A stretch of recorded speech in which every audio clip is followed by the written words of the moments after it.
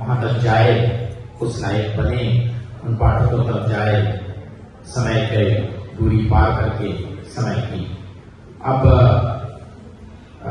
घनश्याम भाई को अगर मैं तो लालची हूं ना, तो घनश्याम भाई को अगर याद आ रही हो वो 5वीं बात तो जरूर बताएंगे। लेकिन मैं अब विमोचन से पहले बिल्कुल बिल्कुल कुछ मिनट है, तो मैं जो सह कवित्री हैं मेरी इस कविता में, गौरी सेन जी, जिनका परिचय मैं आपको दे ही चुका हूं, तो वो कुछ कहना चाहती है आपसे, अपना मंतव्य व्यक्त करना चाहती हैं। तो गौरी जी।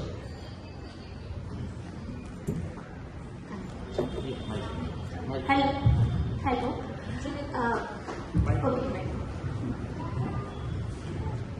मैं आप सभी को नमन करती हूँ और यकीन दिलाती हूँ कि डॉक्टर साहब के बोलने के बाद मैं उत्पीड़न तो बिल्कुल नहीं करने आई हूँ आप लोग का, क्योंकि वो तो पहले ही कर लिया हमने, बाद में तो मेरी आवाज निकल ही नहीं सकती है।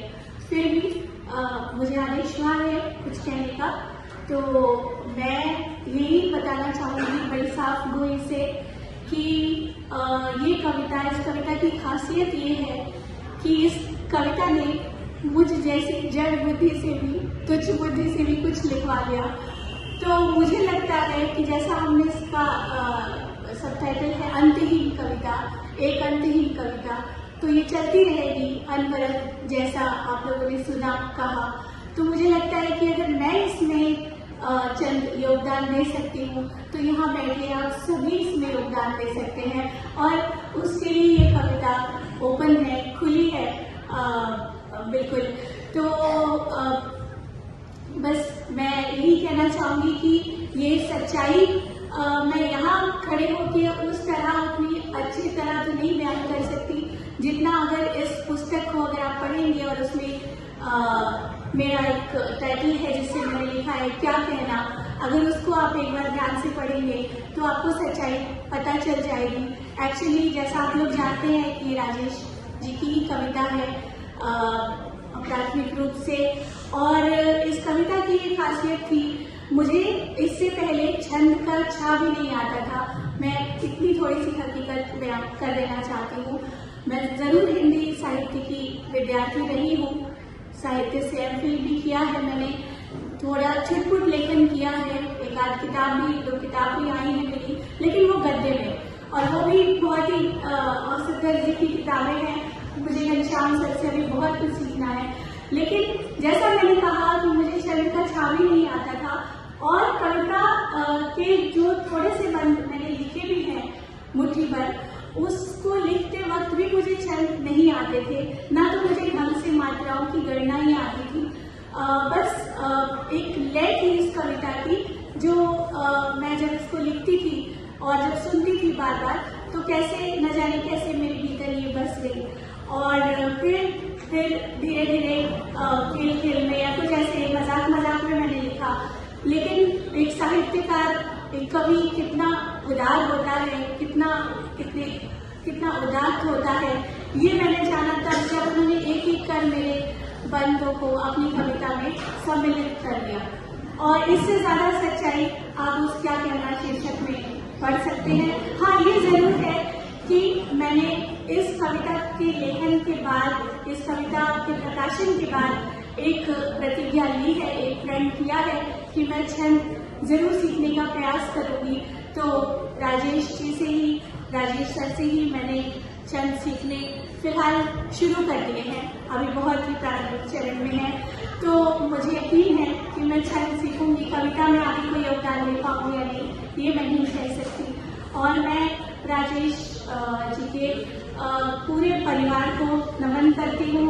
हमने ये पुस्तक राजेश जी के माता पिता को समर्पित की है, और मैं सच में राजेश जी के भाइयों और उनकी जीवन संगिनी, उनकी पुत्री, उनके पुत्र और उनके समस्त परिवार को सचमुच मैं चरण स्पर्श करती हूँ हृदय से। और मुझे ऐसा लगता है, मैं तो ये भी कह रही थी कि मेरा नागपुर ये दूसरी बार आना है, मेरा तो ये भी मानना है कि मैं जरूर जाके एक बार जरीपटका में आप लोगों का जो घर है उसको देख करके आऊँ, उसे भी नमन करके आऊँ। कविताओं, जहाँ इतनी महान विभूतियों का जो उनका पालन पोषण हुआ है।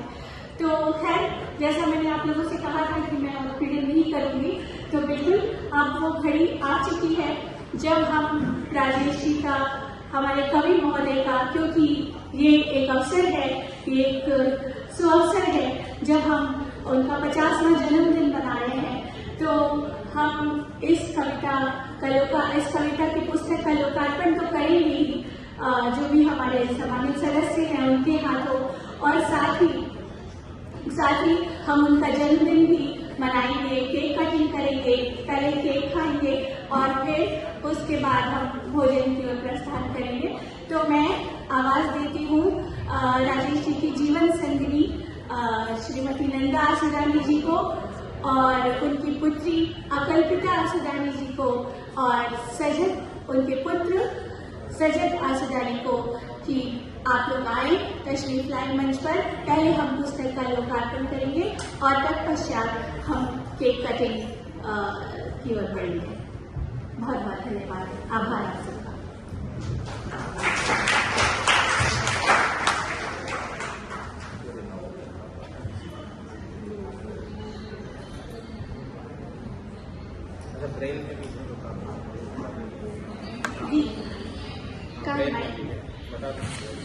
हेलो,